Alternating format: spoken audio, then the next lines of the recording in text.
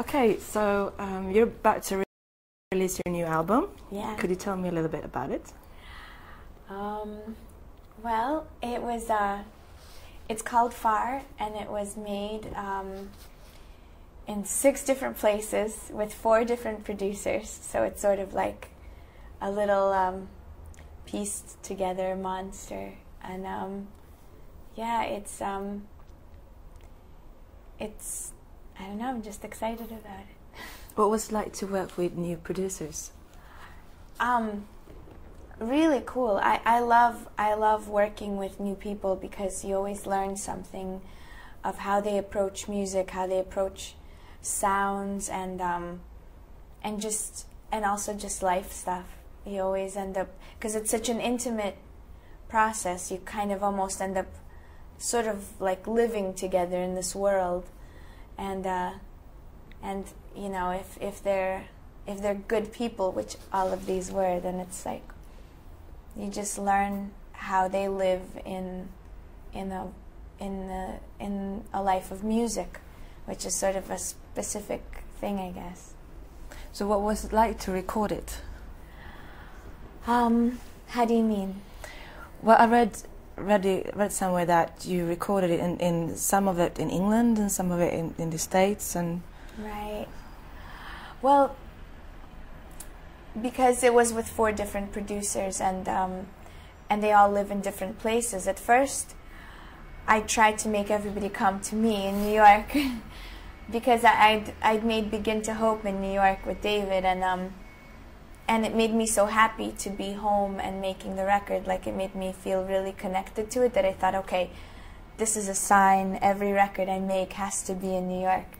And so then I made Mike Elizondo, who lives out in California, come to New York for a week, and we worked there, and then we just sort of both, by the end of it, were like, this is ridiculous. I should just go to everybody where they live, and because they don't have any of their toys, you know, they have all these people that they know, that they, it's very hard when you're making a record. I think actually it's harder for the producer to go somewhere than for the musician, because when they feel disconnected, it's like they don't have the musician they want to call. Oh, I know this drummer down the road, or I know this, you know, French horn player, or I have this really great pedal that makes this sound. Oh, I wish I would have brought that, you know. So at that point, after a week, I was like, no, I'm going to go to everybody, and I'll just be back in New York when it's all done. So that's how I ended up going to London, to California, and then back in New York, I made actually a few songs with David, who'd done Begin to Hope with me.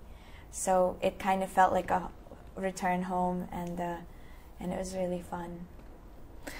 And I also read that in one of the songs, you're barking like a dolphin. Well, it's funny you say barking like, because it was supposed to be a dolphin sound, but now when I listen to it, it sounds sometimes like a dog. So I think maybe I didn't do such a great, it does sound like barking to me. So yeah, I mean, yeah, exactly. I'm barking like a dolphin. It's dog pretending to be a dolphin. Why did you brought that? I think it's just fun, and it felt right. You know, I think that inherently, because I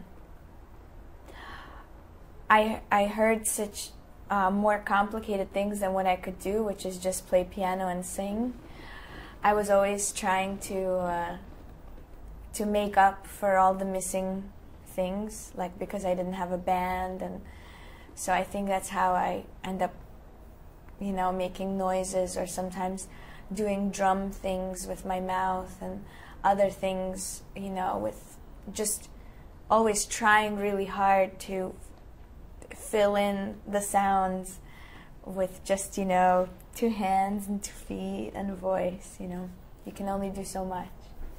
But when I listen to your music, it's a bit like a painting. Like you put there's colors and there's shape and there's a motive,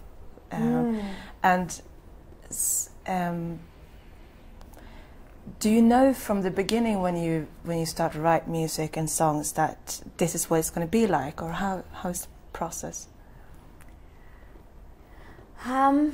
Well, I think writing a song and recording a song and performing it live are three completely different things in my mind. So when I write a song, it really just kind of happens in the weird way where it just feels very inspired, and so I don't really think about it too much. It just sort of happens. And then when I have to record the song, that's when you have all the questions and decisions, and it becomes like a thing, because as soon as you take, it's like sometimes people see colors or dreams, but if they were to try and shoot it like a movie, you wouldn't almost be able to, because it's non-linear, or the colors that you see in your mind, they don't exist in the real world.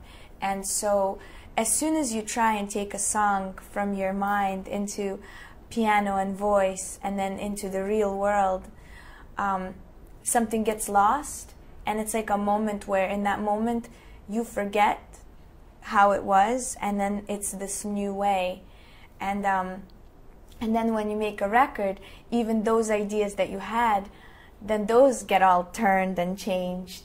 So in the end, I think it just becomes its own thing, and really I think a song could be recorded a million different ways. And so what my records are, it just happened like that. But it's not like this is how I planned it from the very beginning, because I have no idea. I can't remember.